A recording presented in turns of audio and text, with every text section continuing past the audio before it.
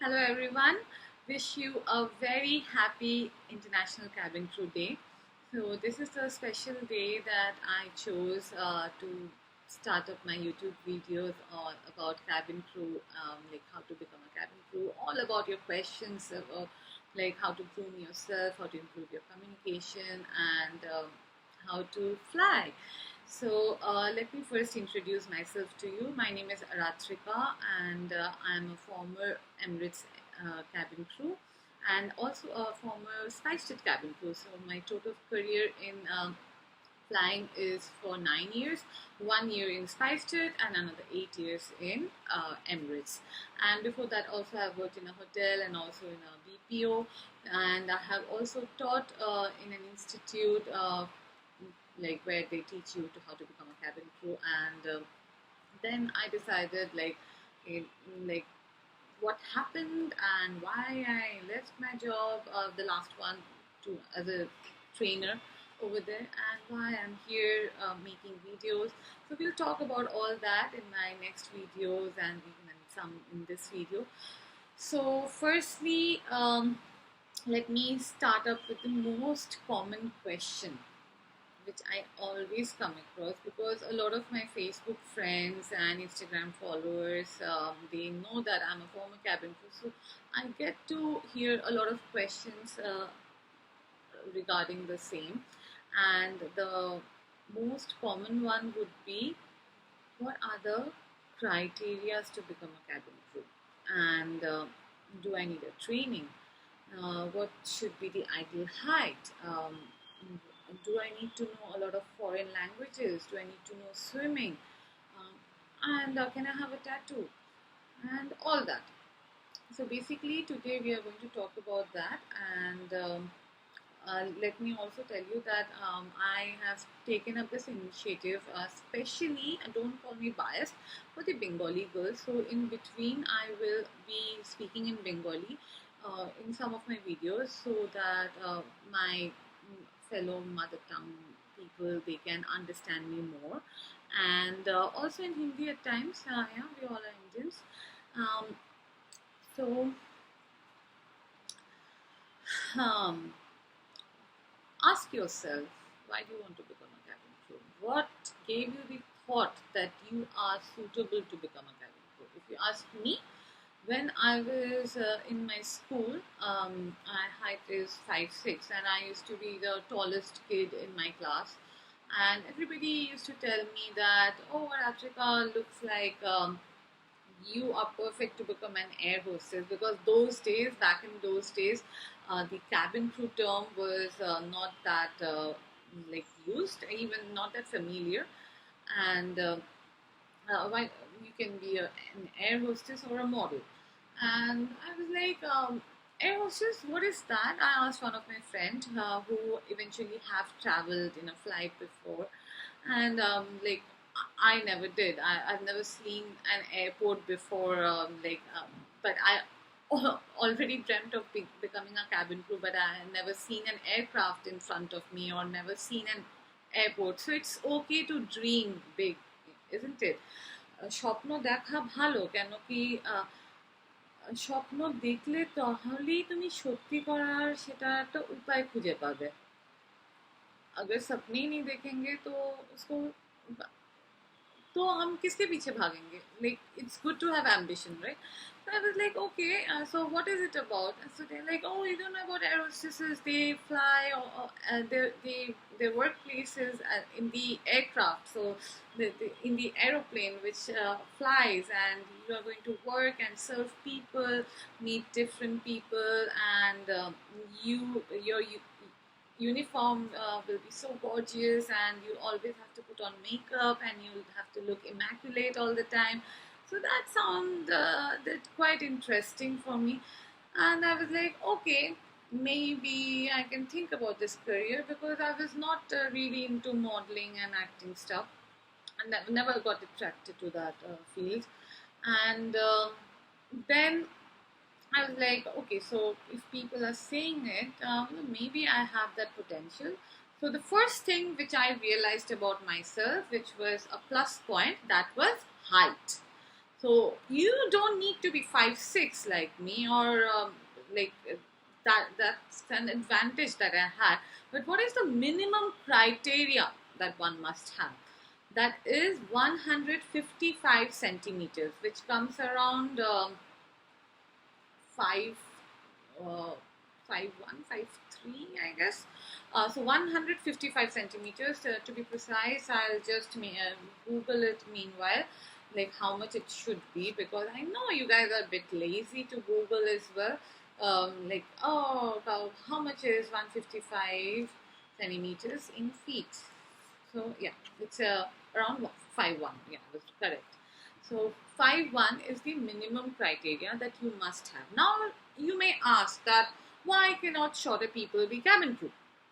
Why these airline guys are so biased for taller people, and sure they make differences for the shorter ones.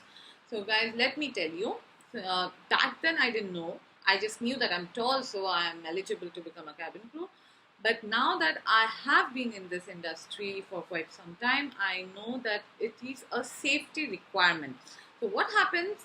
It's not for putting the baggages in the hat rack. Hat rack, inside the aircraft when you have your bags, handbags, and you need to put them in a storage. So that is also called a hat rack. So back in during the the earlier days, we can say. So the people, they used to put on hats, nice fancy hats. They used to they didn't have much baggages, so they used to put their hats in the storages, and that's how it came to be known as hat racks. Okay, so anyways, so why it's a safety requirement? It's not because you need to like you need to be tall to keep baggages for the passengers. No, that's not even your job to keep someone's bag in the hat rack. Because if you keep doing it, imagine even in a small aircraft where the capacity of passengers are 183 passengers, imagine you doing that every day for every sector, you're going to hurt your back, right? So no, cabin crew job is not to stow bags. Okay, so if any customer asks you that can you help me, yes, you do help. Do you assist, but they take all the heavy weights? You just put your two fingers. Okay, so we'll talk about those things later. So, but why safety requirement? Because cabin crew main purpose, by this time I think all of you or some of you would be knowing that we are there not only to serve but also to save the lives of the passengers, right? So the emergency equipments like oxygen bottle, fire extinguisher, they are stored sometimes at a height, at a quite taller height. Like they are mounted on the wall. Mounted means like you see this photo frame. So if in aviation term, if I have to say, so I would say that the photo frame is mounted on the wall. Okay, so these are common terms which you may hear me using. Um, sorry, yeah, so the equipments are mounted on the wall, and also sometimes inside the hat racks they are stored.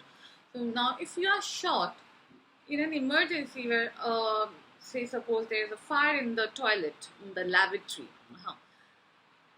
do you think we can afford the time of you jumping and trying to grab the halon, like the fire extinguisher? No, because that's the biggest threat. It can bring down the aircraft like that. I mean, then everybody is dead. So we cannot afford to lose even a single second, or maybe somebody is dying, or like lack of oxygen.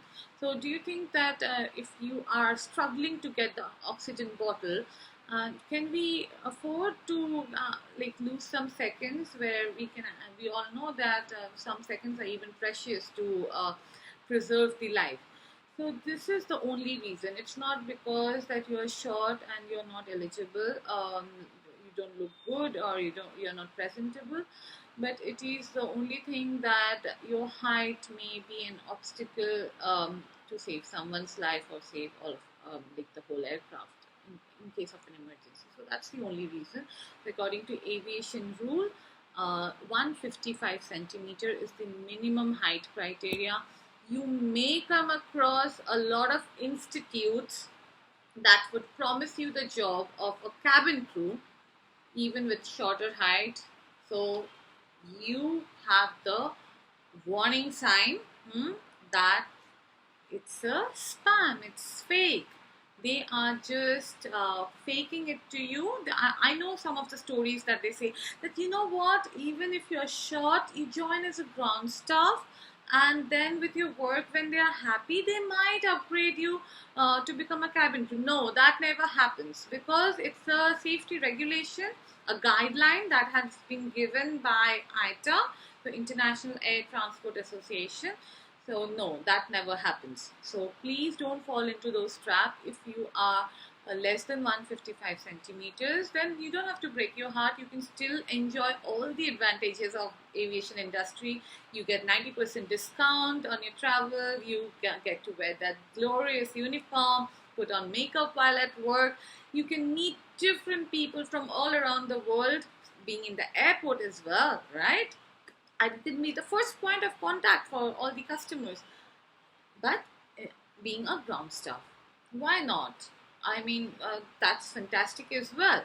But and to travel, yes, you have all the perks of traveling. You can go on holidays. I mean, like, don't break your heart, but don't join any institute, or don't have this notion in your mind that if I'm shorter, I can still try, and maybe with my work, I can impress my boss, and then they will upgrade me. No, that never happens.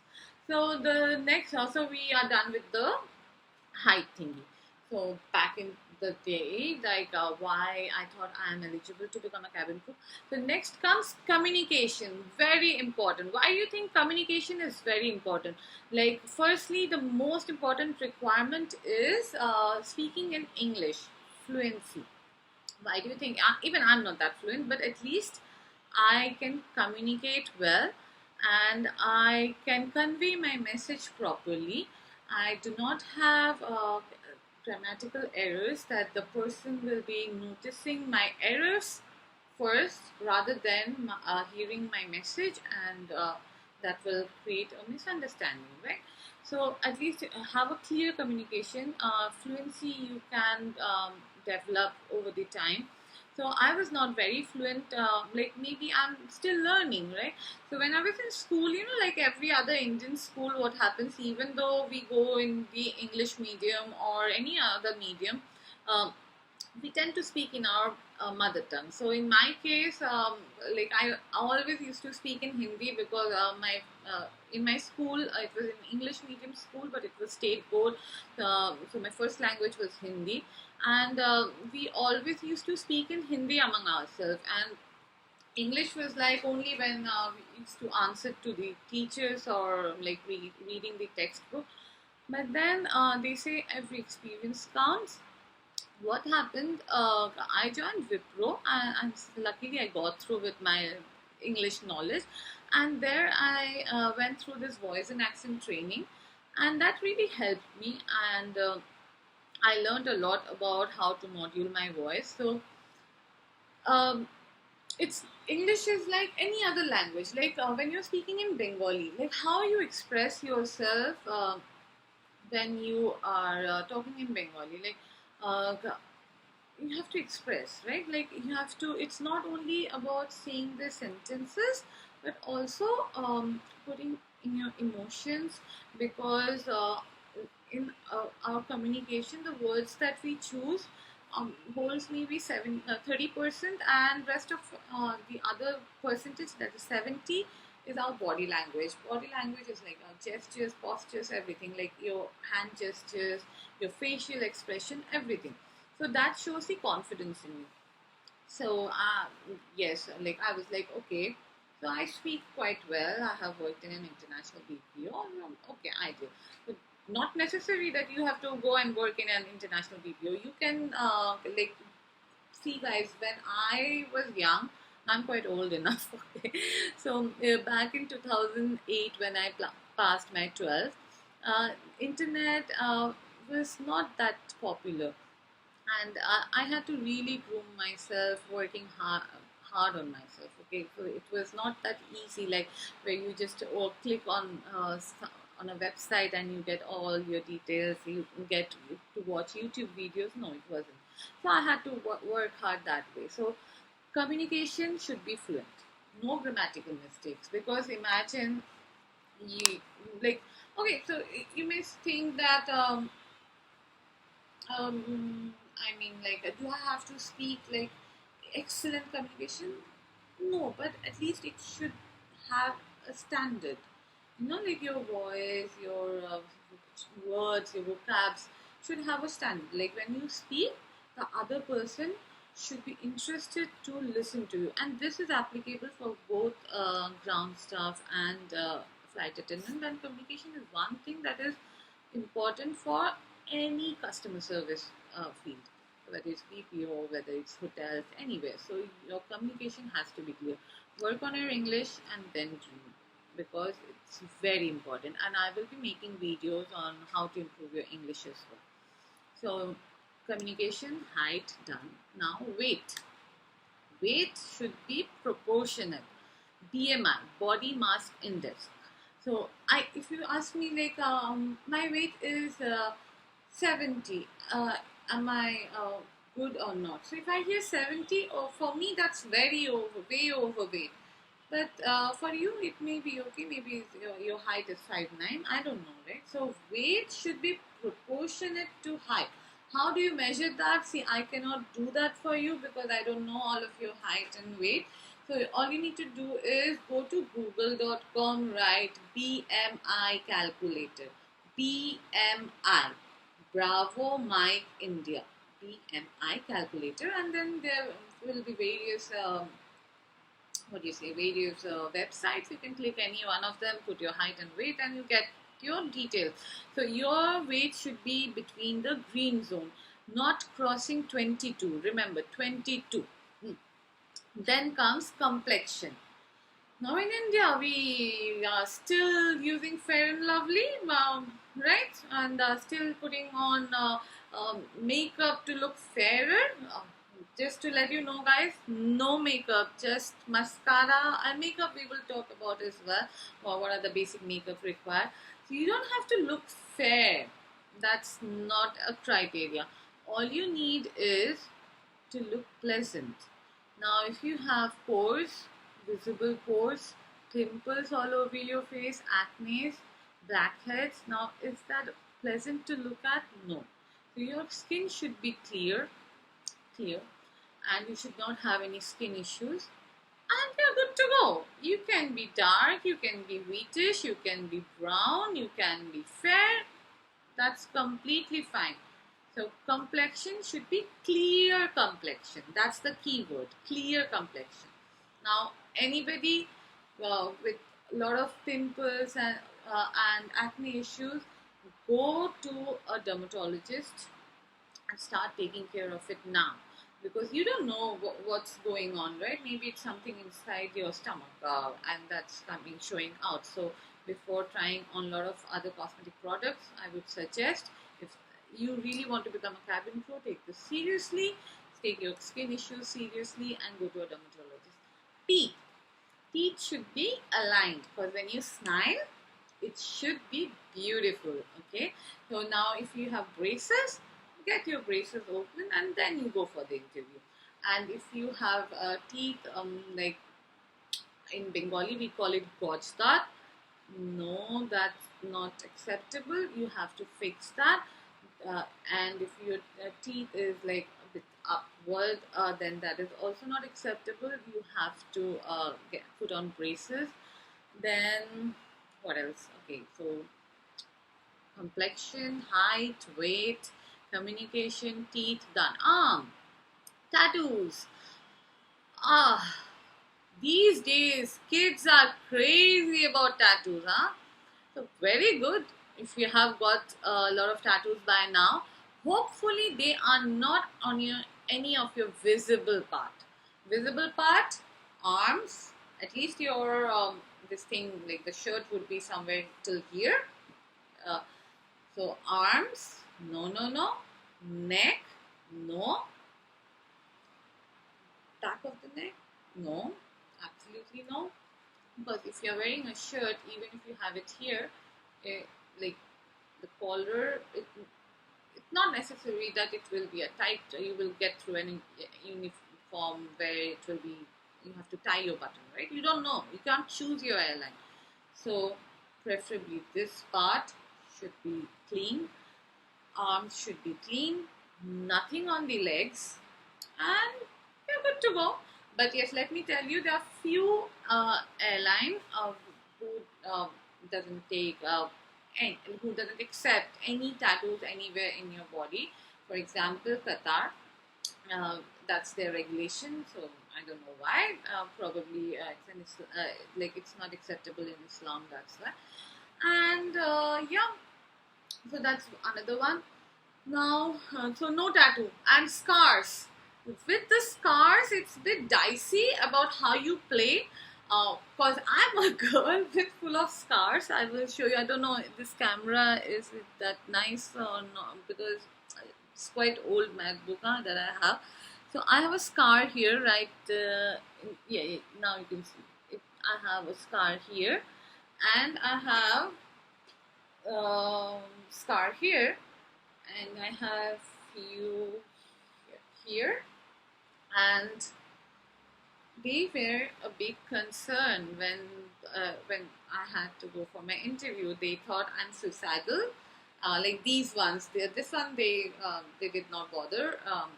But these days I heard that they bother too much with the scars on the face. But again, it depends like how you present yourself. If you think too much, like, oh, I have a scar, and you go in front of the interviewer and like, uh, do like this. I mean, definitely, then your personality is not that confident enough. Like, people wouldn't even notice that scar, like this a big scar on my forehead. Like, most of the time they see it like quite after some time. But this one was quite serious because it's not only a scar, but they thought I'm suicidal, and why I have harmed myself. So any kind of self-harm marks, they are really something to be um, given a thought for, because it's not acceptable. But I just told them that it was something that I did in my childhood, and I really regret, and I don't want to lose my dream job because of the stupid marks. And they were okay with it. So it again depends, like how on your communication skill, like how you convince them. And so eyesight. Eyesight, guys, has to be clear. 6 by 6. It has to be clear. And in some of the international airlines, they do have a leverage, but again, try to have perfect eyesight. If not, get a laser done. Come on, you can. You are ready to spend like lakhs of bucks for some uh, like how do you call it, institutes and training, which is not even required, but you can't afford to spend on yourself. Like, I mean, like, even if you don't get through the job, like you are actually treating yourself. Getting a laser done, what better it can be. So get your laser done before you go for an interview if you have eyesight issues, like if you can't see anything. So that's really not acceptable. Like, your eyesight has to be 6 by 6. Okay. Then comes yeah, qualification. Very important and quite cool and relaxed. So people, why I really wanted to become a cabin crew, because I was never into studies. I was like, okay, I want to do something where I don't have to study a lot, but I want to travel around the world. Now, this was the best option, because to become a cabin crew, the minimum qualification is just 10 plus 2. So I did my grads later on. After I got the job, I finished my grads. So after 10, your plus 2, like high secondary, or like the plus 2, like 12th. Once your 12th pass, you do your high school, you are actually eligible to apply for the interviews. For India, 18 plus is the age requirement. For international, depending on the country, for example, like in Gulf it's 21 plus, but British Airways it's again 18. So it depends, you just have to go through or some, like in my later videos when I talk about particular airline and their requirement, I'll speak about it. And yes, you're good to go. And then the most irritating question that I come across: do I need a training? I mean, like, training for what? Why do you want to spend like lakh, 1.5 lakhs of rupees of your parents just to learn how to put eyeliner or how to say your name. Why do you have to spend so much of money? Why can't you do it yourself? Why can't you watch YouTube videos and then groom yourself? Why can't?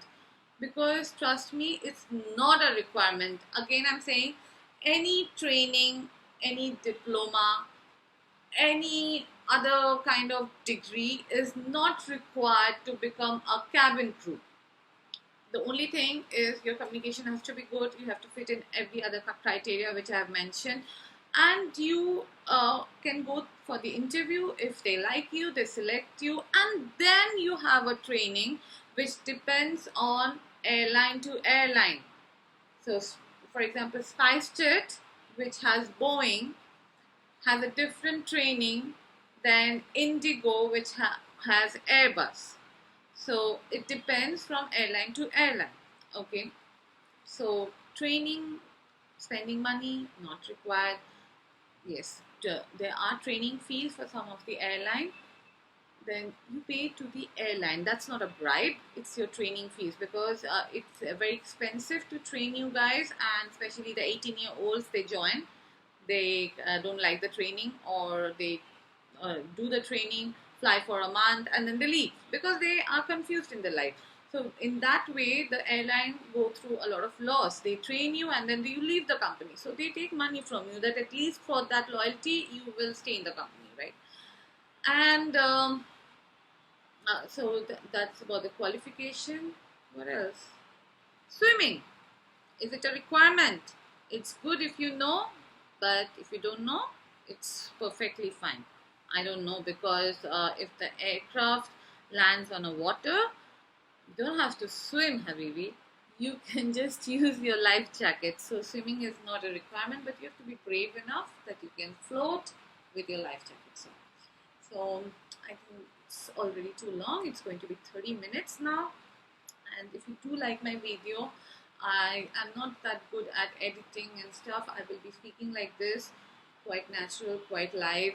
If I get good response, I will learn more. I'll try to make my videos more interesting, and I'll try to help you guys more. And in my next videos, we will talk about hair care, skin care, and communication, and so on, and everything that you need to groom yourself to become a cabin crew, or if not cabin crew, if you have these things in you, you're a good groomer, you can speak well, you are actually fit in any other job. So do subscribe my channel, please, please, please. That will really motivate me to make more videos. And that's it. Today I'll just take a leave now. Love you all. Mwah. Enjoy your day, and do subscribe, and you can hit the bell icon so whenever I put my next video, you're notified. Bye bye.